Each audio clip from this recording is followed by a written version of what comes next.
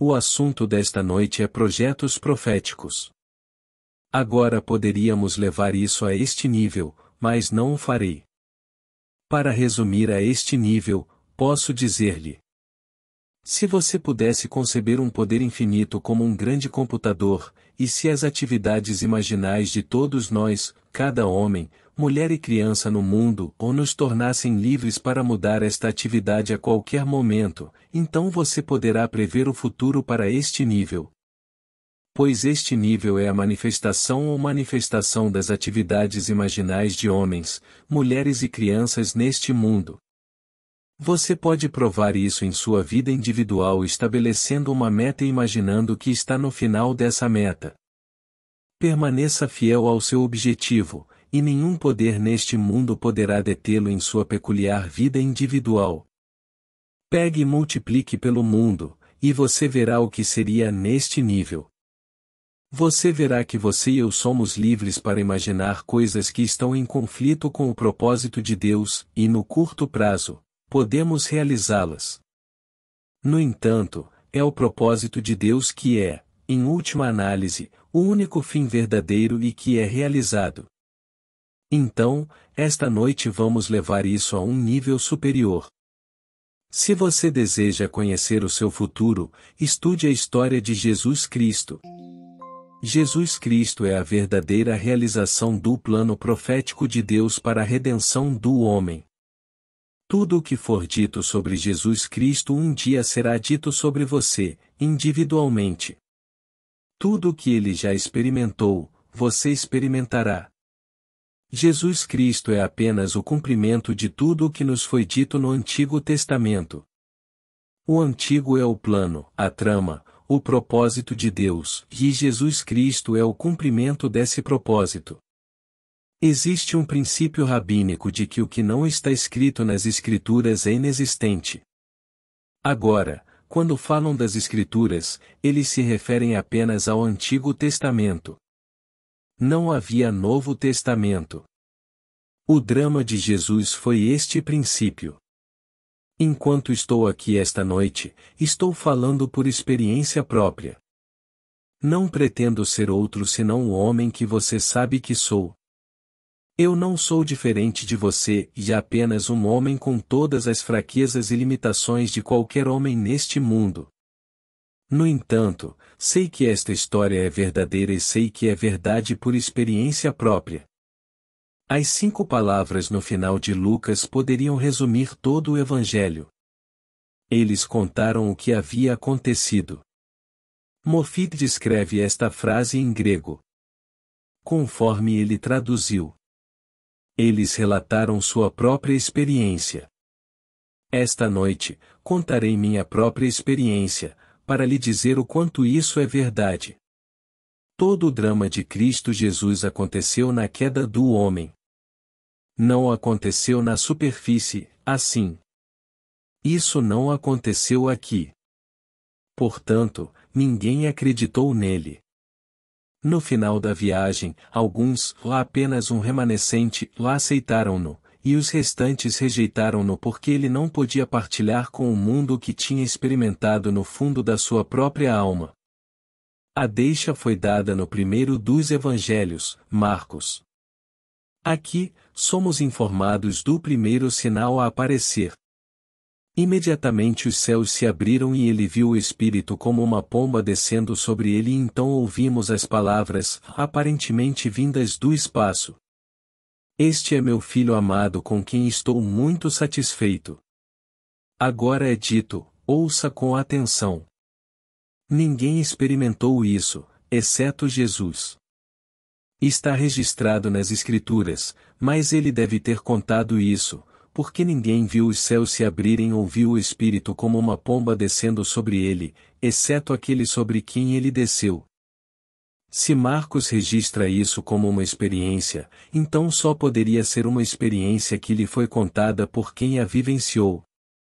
Os outros evangelhos modificam-no um pouco e sugerem que João o viu, mas recorrem vigorosamente ao evangelho mais antigo, que é Marcos. Posso contar minha experiência naquela cena, e é verdade. O mesmo homem simples, limitado como eu, teve essa experiência. Ninguém viu isso deste nível. Eu posso lhe dizer, e você pode acreditar ou rejeitar. Foi-lhe dito. Imediatamente os céus se abriram.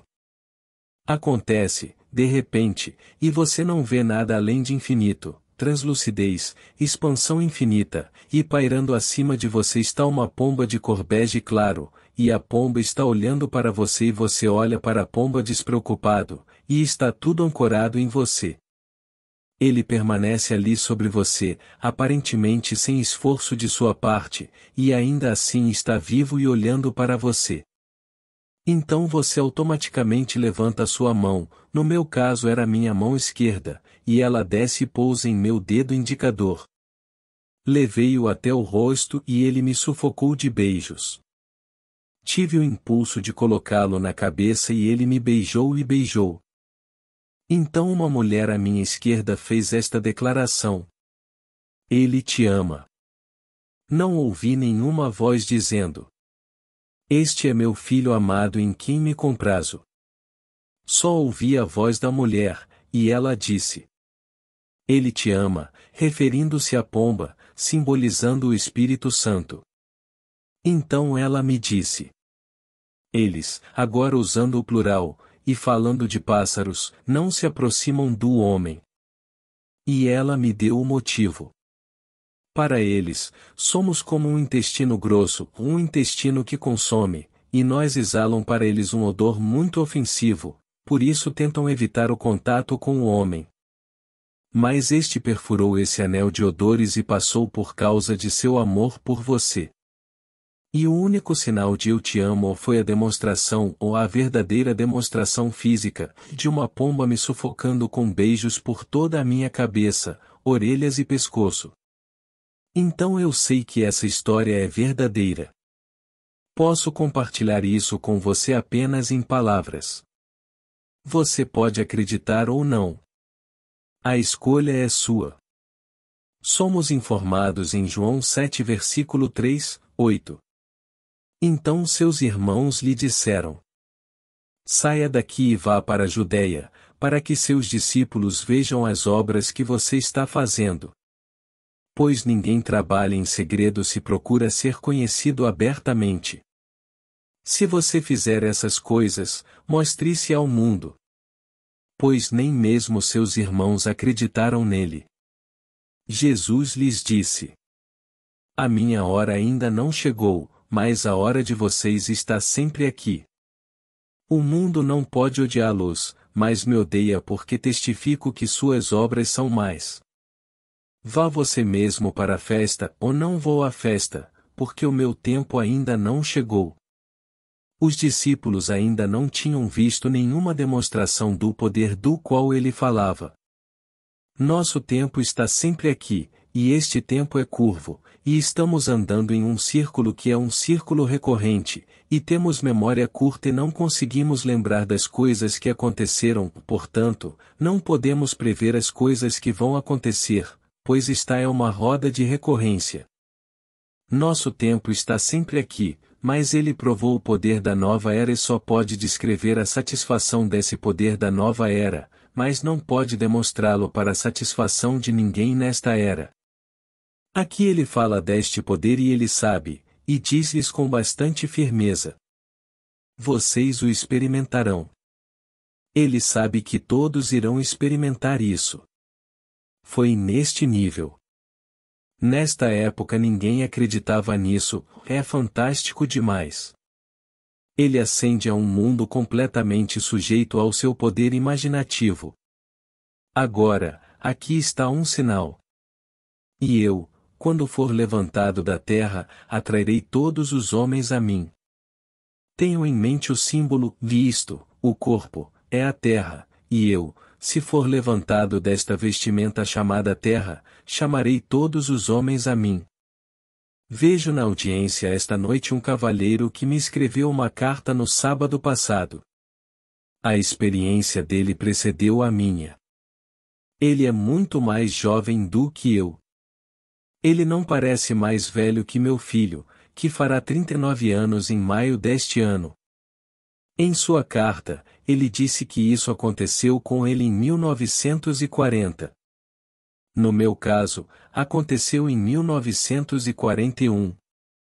Eu estava atravessando o mar do Caribe em um cargueiro de Port-of-Spain, Trinidad, para Mobile, Alabama. Aposentei-me cedo naquela noite. De repente, sou elevado desta terra e, ao ser elevado, um coro celestial aparece e eles cantam. Neville ressuscitou, Neville ressuscitou. Aqui estou, ou não preciso do sol, nem da lua, nem das estrelas para ter luz, pois sou luz para mim mesmo. Não é brilhante, mas é luminoso além do sonho mais selvagem, ou mais é uma luz suave. Então me deparei com um mar infinito de imperfeições humanas, os cegos, os murchos, os paralisados. Eu não tive compaixão humana, posso lhe dizer. Enquanto eu passava, não havia um pingo de compaixão humana em mim. Eu simplesmente demonstrei esse novo poder chamado o poder de Deus. Ao passar, alimentei cada um dos milhares que esperavam pela minha aparição. Nem todo mundo quer carne ou pão. Eu dei a eles sua necessidade mais urgente. Um queria olhos, outro queria braços para órbitas vazias, e lindos olhos foram moldados em órbitas vazias e braços em órbitas vazias. Tudo o que faltava no corpo humano surgiu enquanto eu passava. Quando cheguei ao fim e o último ficou completamente satisfeito com tudo o que precisava, então esse refrão exaltou. Está consumado. Então eu, ou num mundo de luminosidade, de expansão infinita, contraí-me neste mundo de opacidade, e alcancei o limite desta contração chamada Terra, que é o corpo que estou vestindo agora. Aqui está esta experiência que verifica a verdade daquela afirmação de que eu, se for elevado, atrairei todos os homens a mim. Essas experiências são aventuras da alma. Não aconteceu neste nível. Até hoje, em 1963, nossos estudiosos mais brilhantes, ao lerem este antigo manuscrito, não o compreendem, porque não é possível compreendê-lo sem essas experiências. E aqui está alguém que os teve, e vou dizer a vocês, estou confiante de que alguns de vocês presentes esta noite devem tê-los antes de provarem a morte. Disso estou convencido. Esta é a declaração feita em Marcos 8 versículo 36. Pois que aproveita ao homem ganhar o mundo inteiro e perder a sua vida? Então ele disse. Em verdade vos digo que há alguns dos que estão aqui que não provarão a morte antes de verem o reino de Deus chegar com poder. Marcos 9 versículo 1. Eu lhe digo. Há alguns sentados aqui esta noite que não provarão a morte antes de verem o reino de Deus chegar com poder. Tem tudo a ver com a era que está por vir, e você experimentará o poder dessa era que está por vir. Em outras palavras, você experimentará esse poder antes de provar a morte, pois todas as coisas neste mundo morrem. Estas são vestimentas mortais e todas morrem. Quem é você? Ninguém sabe, ou não, nem os anjos do céu, apenas o Pai. Quando a cortina começar a se levantar nele e Cristo estiver nele, onde quer que ele vá, haverá um remanescente, seja 10, ou 1000, ou 1 milhão, ou um remanescente presente não provará a morte até que veja o reino de Deus chegar com poder. Quem você é, eu não sei. Isso está escondido de mim. Ouça estas palavras. Os profetas que profetizaram sobre a graça que seria sua, pesquisaram e questionaram sobre esta salvação. Eles perguntaram qual pessoa deles foi indicada pelo Espírito de Cristo dentro deles ao predizer os sofrimentos de Cristo e a glória subsequente. Foi revelado a eles que eles não estavam procurando por si mesmos, mas por você. Não as coisas que agora lhes são anunciadas por aqueles que pregam as boas novas, coisas que os anjos anseiam olhar, portanto, coloque sua esperança totalmente na graça que chegará a você na revelação de Jesus Cristo. Aqui estão homens organizados pela providência divina para a comunhão espiritual, e do fundo de suas almas Cristo está falando. Ouça. Cristo neles prediz isso. Não há Cristo do lado de fora, não há Cristo do lado de fora. Se algum homem tentar influenciar você a confiar nele como líder, não acredite nele. Cristo em você está sendo lentamente desvendado, o único Cristo no mundo. Os profetas que profetizaram sobre a graça que seria vossa, significando o dom de Deus de si mesmo ao homem, imerecido, você não pode conquistá-lo. É bom demais. Ninguém jamais poderia ganhá-lo neste mundo. É dado a você por Deus. Você receberá isso como herança. Deus nos diz: eles não terão herança, e eu sou a herança deles, e não lhes darás possessão em Israel. Eu sou posse deles. Ezequiel 44 versículo 28. Você herda Deus, você herda o seu reino, pois não pode haver um reino sem um rei. Você herda o todo à medida que ele lentamente se revela em você, e o enredo de sua revelação é descrito no Novo Testamento.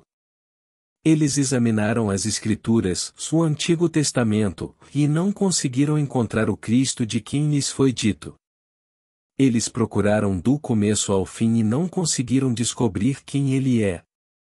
Que pessoa deles foi indicada pelo Espírito de Cristo neles ao predizer os sofrimentos de Cristo e sua glória subsequente? Eles não conseguiram encontrar. Você já teve dor de dente? Quem sofreu? Cristo fez.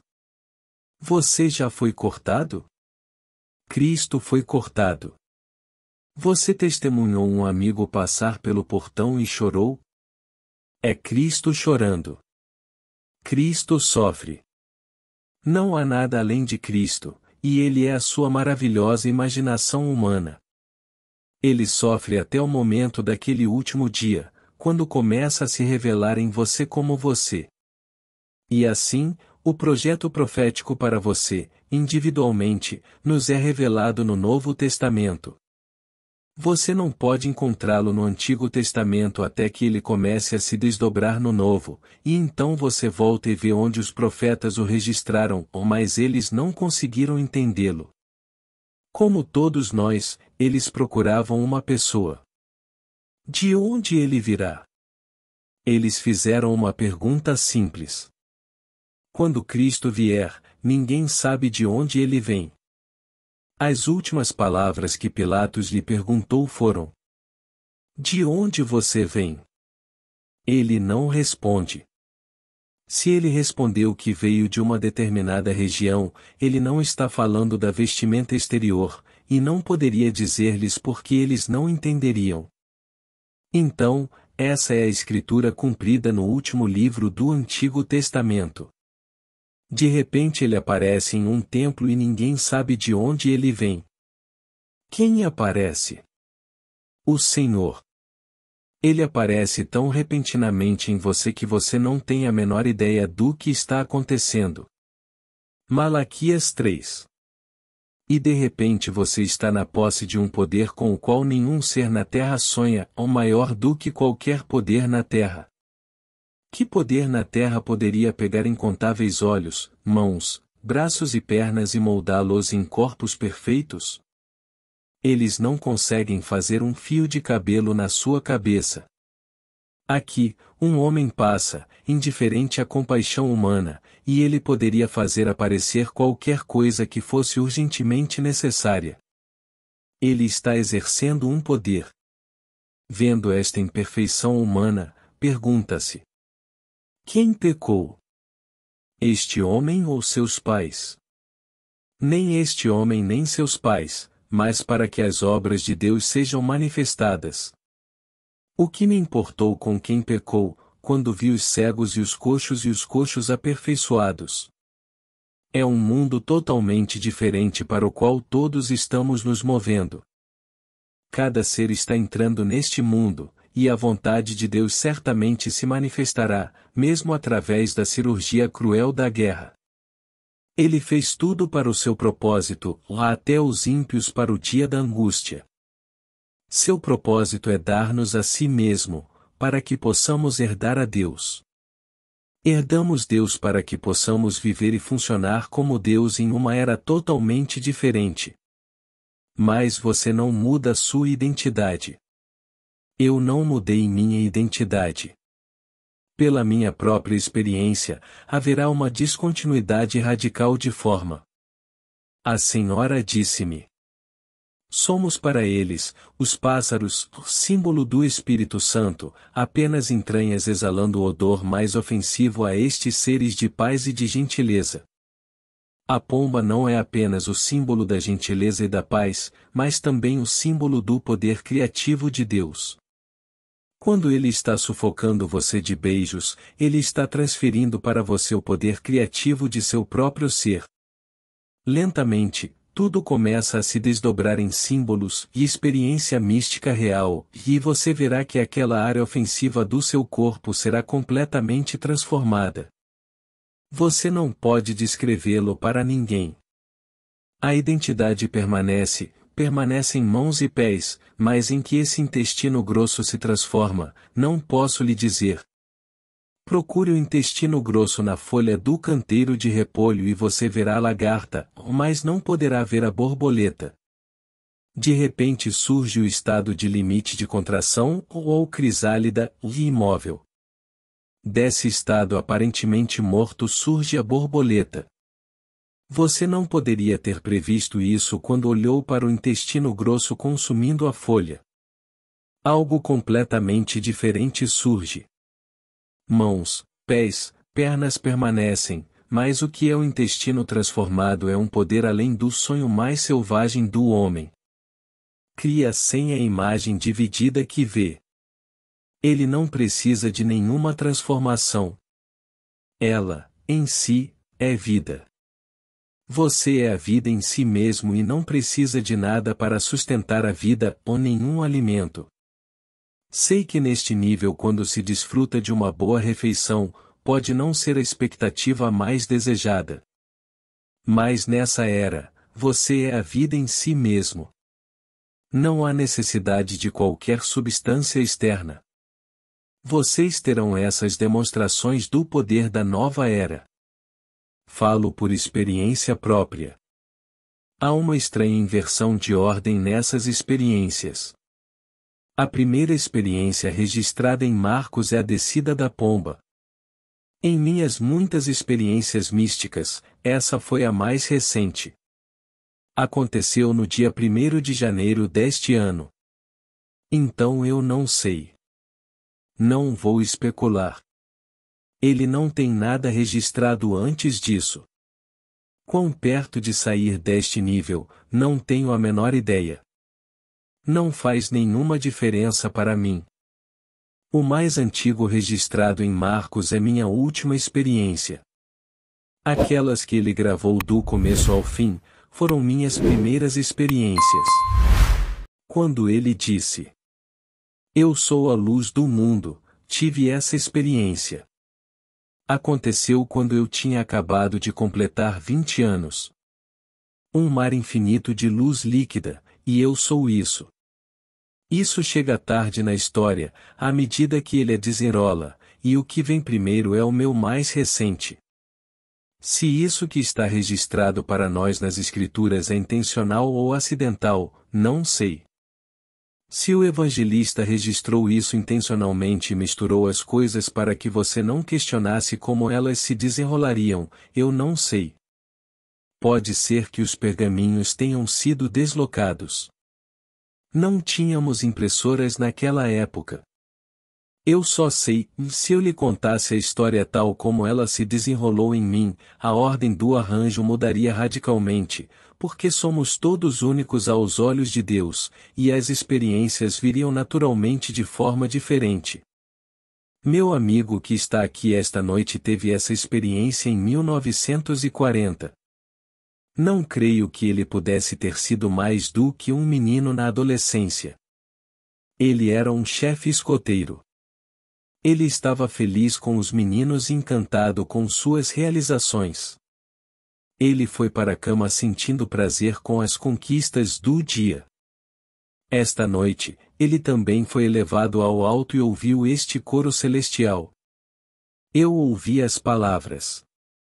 Neville ressuscitou. Em sua carta para mim, ele usou o pronome ele. Se ele ouviu isso conforme registrado nas Escrituras ou se seu próprio nome foi chamado, não sei.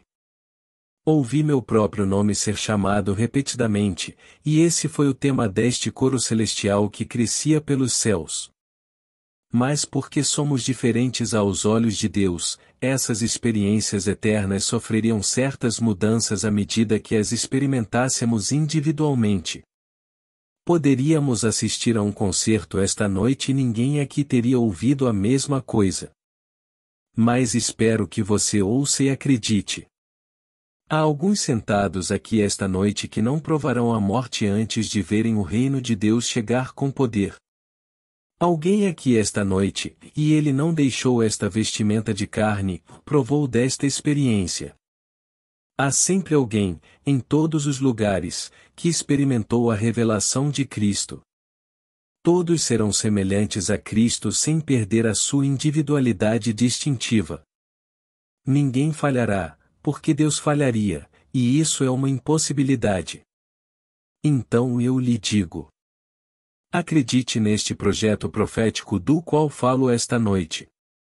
Pode não ser do agrado daqueles que querem um emprego maior e melhor amanhã. Mas isso é simples, tudo isso é fácil. Você pode ter uma conspiração e um plano contrário ao propósito de Deus e executá-lo. Mas você não frustrará o propósito de Deus. Ele não está preocupado se você é rico ou pobre, conhecido ou desconhecido. Ele não se importa com esses valores superficiais neste nível. O que aproveita um homem que ganharia todo o vasto mundo e perderia sua alma? No entanto, existem tais homens. Vi no jornal desta manhã, e sem dúvida ele deixou centenas de milhões para trás, que de repente ele recuou e desapareceu. O pó ao pó volta de onde foi tirado, e o espírito volta para Deus. Não se esqueça disso nem por um momento, quando as pessoas lhe disserem que não precisam sofrer. Eles predizem os sofrimentos de Cristo. Somente através do sofrimento você pode se transformar em Cristo. Deus está procurando o coração sincero, não o coração sincero. Ele não se importa como você pode enganar qualquer ser no mundo. Ele está procurando outra coisa além disso. Ele procura o coração do israelita, só os puros de coração podem ver Deus. Nada neste mundo importa, exceto a revelação de Cristo, e Cristo está sepultado em cada ser. Fui crucificado com Cristo. Não sou eu que vivo, mas Cristo vive em mim e a vida que agora vivo na carne, vivo pela fé de Deus que me amou e me deu. Ele mesmo por mim. Ele realmente se tornou eu, e eu não sabia disso. Tratei da minha vida entre receber a promessa e receber o que foi prometido. Há uma grande diferença entre receber a promessa e receber o que é prometido. Quando recebemos a promessa, somos destinatários da herança. Somos declarados destinatários da herança. Quando recebemos o que é prometido, obtemos a herança. E, entre estes dois pontos, de receber a promessa de que herdarei Deus, e realmente receber o que é prometido, e isto é, o próprio Deus, está a vida do indivíduo. E, assim, passamos do recebimento da promessa ao recebimento do que é prometido, e passamos pelo inferno. Esse é o Hades pelo qual Cristo passa após a crucificação. No começo somos crucificados com Deus e depois vêm todas essas experiências. E então chega o fim, e o fim é um processo de revelação. E tudo o que é dito nos evangelhos sobre Cristo Jesus será um dia vivenciado por você como sua própria experiência pessoal, e então, e somente então, você saberá quem é Cristo Jesus. Revelação é a revelação de Jesus Cristo em você. E quando você é revelado, você ressuscita. Agora, vamos entrar no silêncio.